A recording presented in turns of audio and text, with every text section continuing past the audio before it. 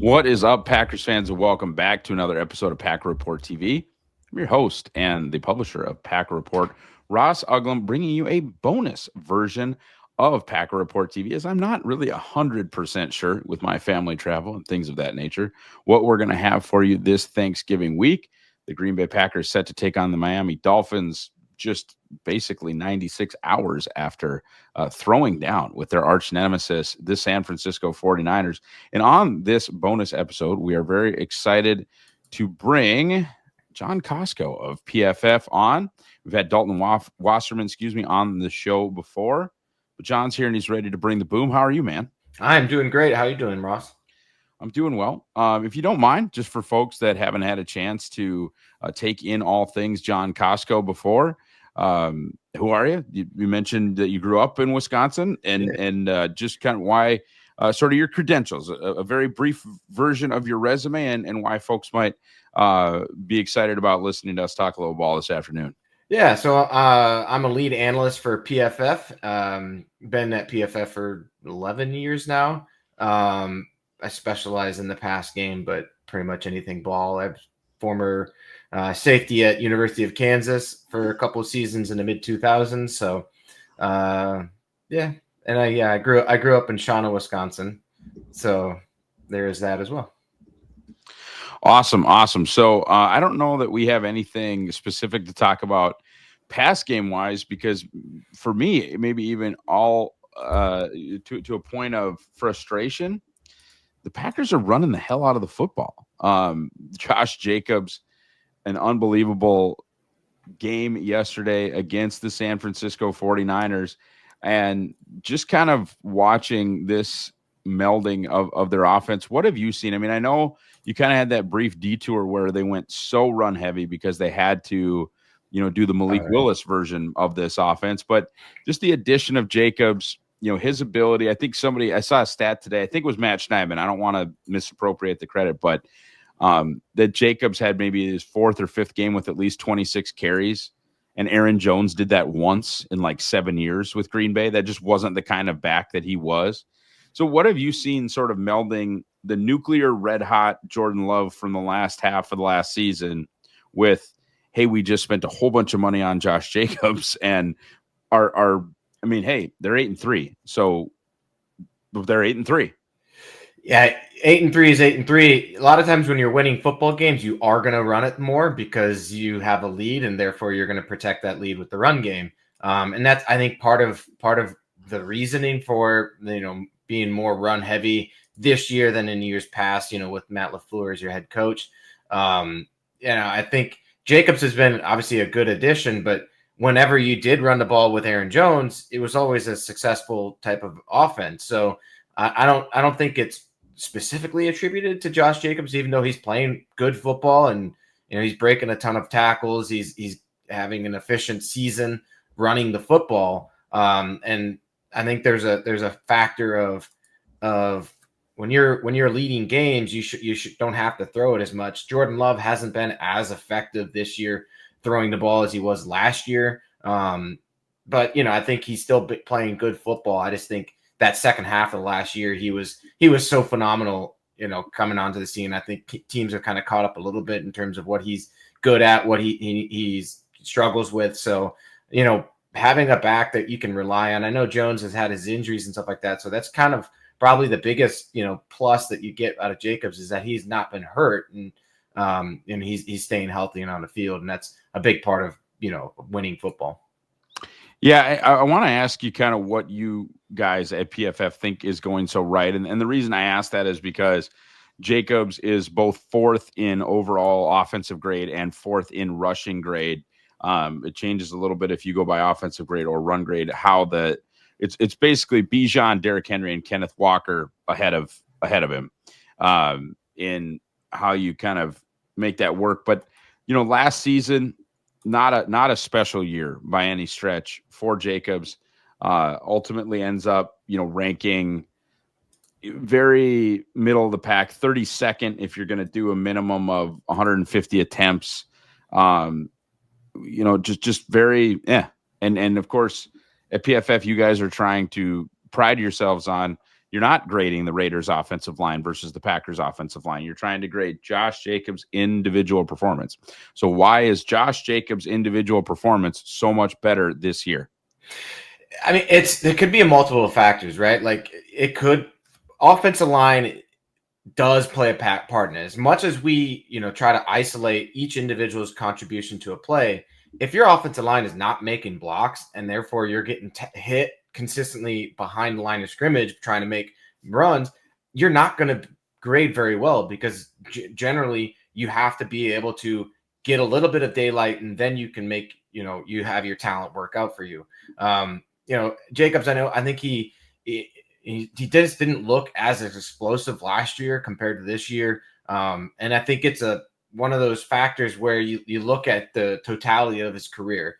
As a rookie, came on, he was an 87.1, had a couple mid 70 years. And then the 2022 year, he was a 91.6. Looked like he was a guy that could be, like an elite level type of back. And then last year happened where he was down there at 65. Part of it could be, you don't know how healthy a player is. He could have had some lingering issues that we're having with his, just random injuries that will cause you to have a dip in grade and dip in, efficiency and productivity. And then you put him in a system now, though, as with the Packers, they have a good offensive line. They have a good run scheme. They got weapons that also can help open up the box for you as well. And so all of that kind of plays a part. And he's excelling and he's taking advantage of it. And I think you can, as much as we try to isolate an individual player and compared to the rest of their team, I think running back is much more reliant on that offensive line than almost any other position in the NFL. I want to ask you if you are the passing game guy for PFF. Last year, Jordan Love, week 10 and on, and I've included the playoff games here, but his 90.5 passing grade ranked second only to Justin Herbert, and Herbo had about half as many dropbacks. I'm assuming that there is a injury in there. So he didn't have an injury yet. Yeah. So of guys, I mean, he basically was the best quarterback in football per PFF after week 10 and into the playoffs last year, certainly within some framework of a conversation for being the best guy in the league. This year is 72.4, and there's nothing wrong with a 72.4. You can win games, obviously, as the Packers are 8-3. You can win games with 60 being average. Jordan Love grading out for PFF as a 72.4. What's the difference? Is it the turnover-worthy plays? Is it the recklessness with the football? Why do you think things are not quite where they were? Yeah, it's that. It's plus that he's not throwing as many big-time throws. So last year, he had a big-time throw rate of 5.5%. This year, it's down to 3.7%. Last year's turnover-worthy throw rate was 2.5. This year, it's up to 4%. So you've kind of done a shift in terms of those quality plays. Even when you look at his second half of the season last year, he was one of the most inaccurate quarterbacks in the NFL. He just peppered that with so many, even though he was inaccurate, he was throwing lots of big time throws down the field. And also, if it wasn't even a big time throw, he was pushing the chains. He was making those throws beyond the sticks for maybe not a big time throw, but positive gains for the offense. So there's a multiple reasons for him to have a better year that he had last year. I think he's always been an inaccurate quarterback, as last year kind of showed. It's that he was able to take the negatives, not make them as detrimental to maybe his grade, and then also he was throwing big time throws. I know he's had a number of explosive plays this year, that's for sure. But when you talk about some of his explosive plays that he had, early in the season where he was, he talked about threw it into triple coverage and it was caught. We're not counting that as a big time throw because he had, two defenders misplayed the ball in the air and his wide receiver ran under it. So, he takes some unnecessary risks for sure. And you see it every single game. And so far right now, they're just not paying off in the big time throws for him and the way we grade it. And I think, the quality of plays is just a little bit down from what it was last year. I want to ask you about big time throws because I would honestly, I would label myself a PFF defender. I mean, you guys get people believe in your product, and then you catch hell online. I mean, there's no question about that. I think some people are hard on Pro Football Focus and your guys' process, and when they disagree with things, and things like that, they're tough on you sometimes. Big time throws is one that I have a hard time justifying is the wrong word, but when people say, Ross, big time throws are subjective. They're opinion based. Yep. Help me with that. I mean, and maybe you can't. maybe that's just an accurate criticism, but like, walk me through how you identify a big time throw. How many people argue about it? How many eyes get on a big time throw? Just walk me through that, because when somebody says I can't do it with these big time throws, and they show me a throw and they go, bang, PFF did not label that a big time throw, and I go, it probably should have been. I think those conversations are tough, right? And I also want to we'll have to ask, like, how do they know we didn't label that one a big time throw? Like, did we publish this? Like, we go, hey, we said this wasn't a big time throw. I don't know, specifically on that. In terms of how the process, if we go about labeling big time throws, so generally, like in a general sense, it's a throw down the field into beating tight coverage, generally 20 plus yards down the field, where you've just definitively beat the coverage and for an accurate pass. That's like the most general way of saying that's what a big time throw is. So, like if I were to go off of a game from yesterday, so like let's say Bryce Young. I don't know if anybody watched the Bryce Young game. He had 5 big time throws in that game. Had a number of them that were not completed, right? So he had tight windows, at least 20 plus yards down the field, dropped it into a bucket where it should have been caught and it wasn't. Those are big time throws. If you escape heavy pressure getting out of a sack, and making a throw, downfield as well, sometimes those will get those big time throws as well. So, it kind of depends on, situationally, how tight the coverage is, how good the coverage is in the aspect of that. And then what type of window you have the ball to throw it into. And it's generally got to be like down, deeper down the field. It doesn't always have to be, but like the general rule of thumb is thinking, all right, if this is a 20 plus yards in the air, that's when the big time throw comes into play.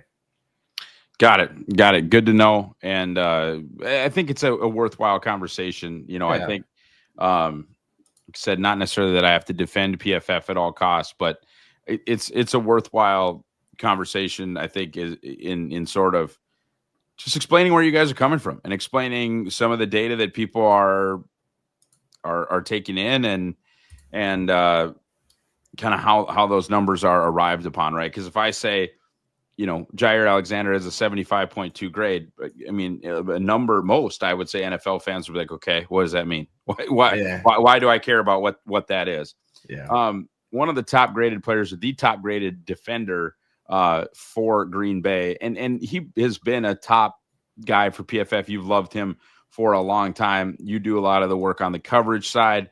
His coverage grade is elite. Just how unbelievably night and day is Xavier McKinney as far as what Green Bay had on tape in the safety room last year and what X, who had his 7th pick of the season yesterday, is now bringing to the table, in my opinion, performing at a first team all-pro level. Yeah, I mean, you have 7 interceptions. That kind of obviously stands out and is a big reason why for somebody to be earning that type of grade, right? Last year with the Giants, he was a 91.2, so it's not like it's a fluke year where it's kind of like his grade is basically just inflated because of the interception. So he flies around the football field, he makes plays in coverage. He only has 2 pass breakups this year only, right? But like the fact is that he's not missing very many tackles. Just 5 on the season. Just had 7 all of last year. So he's in position, continually in the right position, not busting his assignments, not giving up deep, many deep throws. And I think that's the thing. Is like for safety, it's difficult. I'd say safety is probably one of the more difficult positions to quantify in terms of a grade on a player, because so much of their game is is based on don't mess up, right? Because if you're out of position, that's where you kind of get highlighted. And especially if you're let's say you're a deep free safety guy, if you're getting beat on like once in a game, like everybody knows it, right? And versus like if you're always in position, you're generally kind of like almost like an offensive tackle. If nobody's ever talking about you, you've done a good job in that game. Same thing with the safety, but they can make plays where, hey, you're preventing passes from being completed over the middle of the field. Whether or not the guy's in the box more often than he's making plays in the run game, he's also, going to be more involved with the underneath position, plays that throws that are happening there as well. So, I know McKinney is a guy that is not just a deep free safety guy. He spends almost half of his time in the box. So he's there, getting down and dirty with the run game as well. But I mean, he's a guy he's always in position generally. And then he's making the most of the opportunities when they come his way, as evidenced by the 7 interceptions. 100%. Okay. I want to just kind of talk to you broad strokes the rest of the season, what you'd like to see. You're not necessarily a Packers fan, but Packers are in an interesting spot to me. And why I say that is because, they are 8-3. And normally I would say most 8-3 teams would still be in a battle for their division. And I'm not saying they're not, but if they don't win in Detroit a week from next Thursday, they aren't. And that's, they could beat the Dolphins, move to 9-3, and essentially have their regular season almost end the next week because you're going to be resigned to a wild card situation. Just an unbelievable run, obviously, that Detroit is on. If you're the Packers, you probably feel pretty good about beating the Bears the last game of the season at home. Probably feel pretty good about winning that Saints game.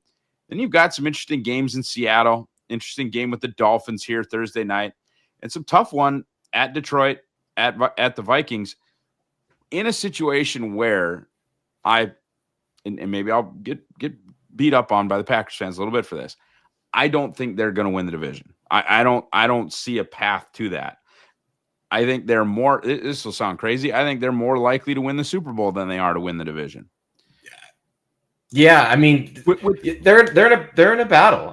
They've got the Minnesota Vikings who have a better record than them, and the Detroit Lions have a better record than them, and they're sitting there at 8-3, which is insane. Right. It's crazy. It's kind of unfortunate for them. They reside in what's turned out to be the best division in football this year. But when it comes to it, you talk about, hey, you have to win your division? You have to win your division games. They're two of their 3 losses are to the Vikings and the Lions, right? Yep. So at home. Yeah, and that's what's brutal about it, right? So they have to be, if they want a chance to win their division, they have to win out. And I don't see really that path of happening. Obviously, they're a good enough team that they could, but they've got a brutal schedule moving forward. Even the Saints, you said you feel good about that. The Saints are still a quality team when they're healthy, right? They've had some brutal injuries and stuff like that, but they put up some monster numbers in games this year. So I wouldn't even say that's a shoe-in. I would expect them to win that game. I think they're a better team, but it's still not just going to be hey, we can expect to win this game. I would expect them to win it, but it can't be a shoe-in, right? So I think for the Packers, what you want to see the rest of the year is obviously even in the games, in the division games, make them obviously very competitive and play good in them, right? So if Jordan Love turns it on in the second half of the season like he did last year, I think it looks much better for them in the playoffs than it does right now. So right now, Love is playing at a good level, not a great level. And to win in the playoffs, you basically need to be playing at a great level against the quality of defenses that you'll see. And another thing that you'll need to see from the Packers is their defensive line needs to be a lot better. So their defensive line this year has been, I'd say, bottom half of the NFL. It's not been a great defensive line from a grading perspective. I do at PFF our defensive line rankings every single week, and they've been around that 25 level, in the NFL this year. And obviously they traded away Preston Smith. Rashawn Gary just hasn't been as good of a player this year as he's been in the past. And I think for this team that you need to see kind of him to be kind of that dominant player that we've seen over the past couple of years. This year's he's grading at a 70.0, where in previous years obviously he had double-digit sacks last year and also in 2021. This year he's at 5. He only has, I think 25 total pressures this year compared to, he's over 60 last year. So he's just not quite on that same pace as what he's been in the past couple of years. And it's kind of, matriculated throughout the rest of that defensive line. Totally agree. All right. We are out of time for this, but I really appreciate this, man. This was awesome. Appreciate what you guys do at PFF and coming on the Packer Report TV. And hopefully we'll get to do this again before the end of the season. Absolutely, Ross. Thanks for having me on. All right, guys. Thank you so much for watching or listening. If you're on the podcast side, have a great Thanksgiving week and go Pack Go.